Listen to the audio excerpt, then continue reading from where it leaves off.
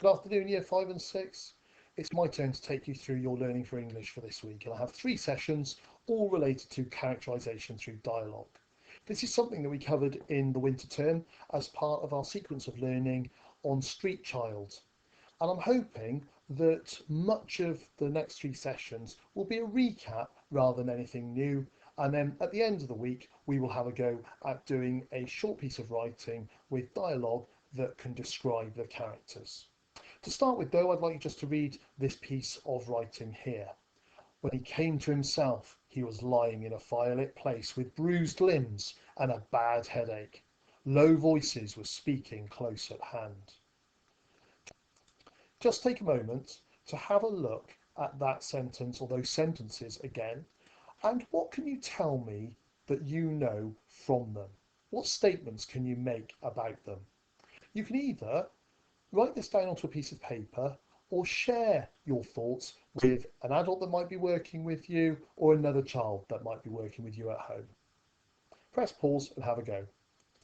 Okay, so the first thing that we know is that there is a character in a setting next to a fire. So we know that through the language and the text that's written here. We know the character is lying down. We can infer that the character is in pain. We don't know that, but we can infer that because we know that they've got bruised limbs and that they've got a bad headache. We also know that there are people close by because it says there are low voices and they were speaking close at hand, which means that they were talking quietly to themselves. Now, after this piece of narration, we have 2 exchanges of dialogue between 2 characters, one on this line and one on this. I'm just going to read through them and we're going to just study what they've said. And now, said one, before it wakes up, we must decide what to do with it. Kill it, hissed another. We can't let it live. It would betray us.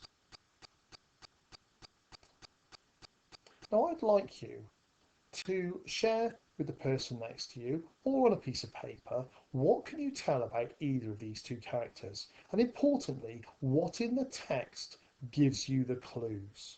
Press pause and have a go. Okay, so the first thing is that we can tell what a character is like by the words that they actually say. So the first character says, and now, before it wakes up, we must decide what to do with it. They're trying to work out. They're trying to decide. They're not sure. The second character wants to kill it. So there's obviously some sort of evil nature about that character. They obviously don't want the other person that's lying on the floor to live. We don't know why it is that they have that thought towards that character. Maybe we'll find out later.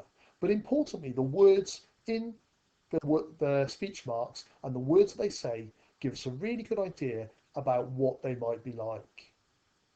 The second clue is how they're saying the words. Now on the previous page, you'll see that it says, kill it, hissed another. And I've just put in said here. Now the hissed changes that so that you can see that there's an air of malevolence to the character. They're not kind. They're saying it in a spiteful manner. And that word hissed really changes the tone of what they're saying. Thinking about that, just have a look at the next exchange of speech. We have a new character that we find out, or that we find that's come into the scene. And I'd like you just to have a look at what they're saying. Gentlemen, croaked Caspian, peering through the fire with half-closed eyes. Whatever you do to me, I hope you'll be kind to my poor horse. What's Caspian like? What clues in the text give you this impression? Press pause and have a go.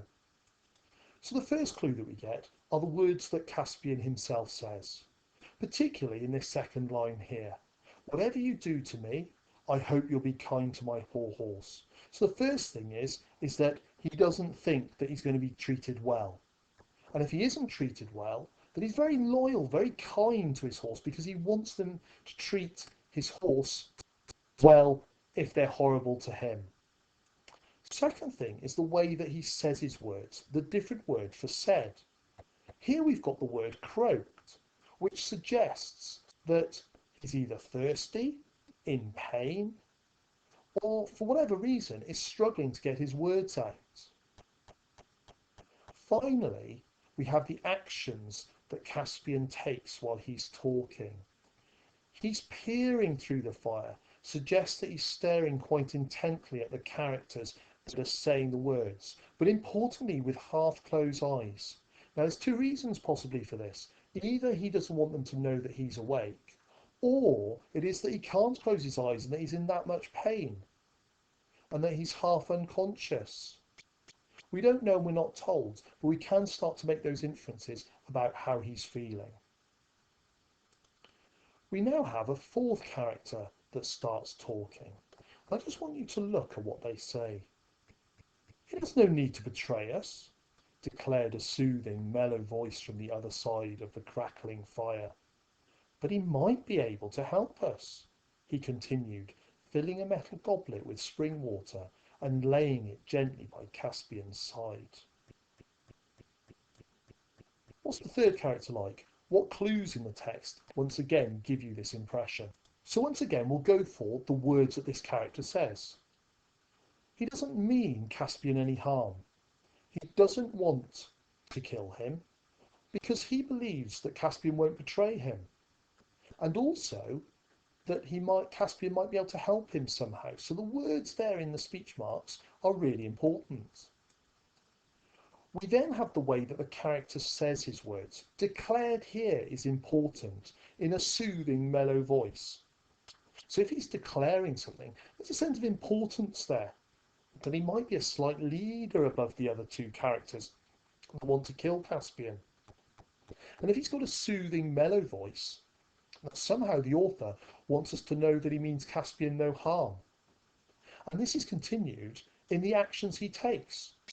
He fills up a goblet with spring water and lays it importantly gently by Caspian's side as if he wants to help Caspian. So all of this gives us really good clues about what this fourth character is like. I just want to recap now on the three ways that we can describe a character through dialogue.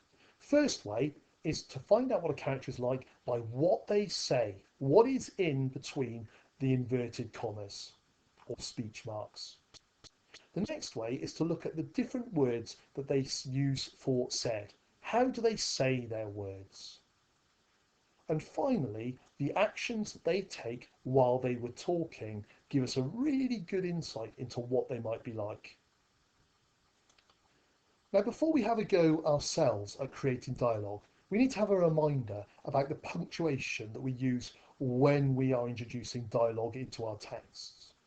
So the first thing that we need to do is to make sure that inverted commas, or speech marks as they're otherwise known, go before and after the direct speech surrounding what was said. So here, for example, I haven't put the speech marks in for the and now. So I need to make it clear that there is a speech mark before the start of the character talking and right at the end of the character talking. Most of us can do that really well. The second thing, though, I've seen a lot of children in year 5-6 missing out, which is the punctuation mark before the final inverted comma. You can put in a comma, a question mark, exclamation mark, depends on what you feel is the most appropriate. In here I'm just putting a comma because it just breaks up the clause in the speech. Here we can see that right at the end we've got "we can't let it live, it would betray us." We've got an exclamation mark there just before the last inverted comma. Now finally, something else that we need to do is when you get a new character talking, we need to start a new paragraph. Here I've continued with the different character on the same line. So I'm simply going to press return and put it onto the next paragraph. So we know, and it's really clear for the reader to see, that when a new person's talking, it's on a new paragraph, and it makes it really easy for the reader to follow. In order to demonstrate this further, there are two clips that I'd like you to look at, and they're on the homeschool log with the URLs. One is a YouTube clip, one is a BBC Bite Size, and it just reminds us when to use and how to use speech punctuation correctly. Have a look at them. It's a different way. And then once you've done that, I would like you to have a go at the following task. Now this is on the homeschool log. For those of you that are lucky enough to have a printer, you can print it out and have a go at writing the answers underneath. But for those of you that don't, it doesn't matter. You can have a go because I'm going to enlarge this and then put it up onto the screen and you can press pause. Basically, what you've got to do is you are being the teacher and you've got to look at the sentences here, see where they've been punctuated incorrectly and then rewrite them correctly underneath on the line provided. To help you with that, I'm going to just zoom in and put it onto full screen. And I'm hoping now that if I scroll down, you should be able to have all of the 10 sentences on one page, and all you have to do is to press pause on your tablet, mobile phone or laptop, and then have a go at the questions. Press pause now, and then afterwards I'll show you the answers. Okay, having done that, we'll now go on to the next slide and have a look at the answers to see how you've got on. So if I just drag this one up here, I'm hoping now that if we scroll down, we should be able to see the answers. Let's just move this out of the way. And I think we can just scroll up a little bit more. You can then see all of the answers. Okay, if you can then self-mark them, that would be great. That's all I want to go through today. Tomorrow, we're going to have a go at creating our own dialogue and characterization through that. Well done for completing today's task, and goodbye until Wednesday. Thank you.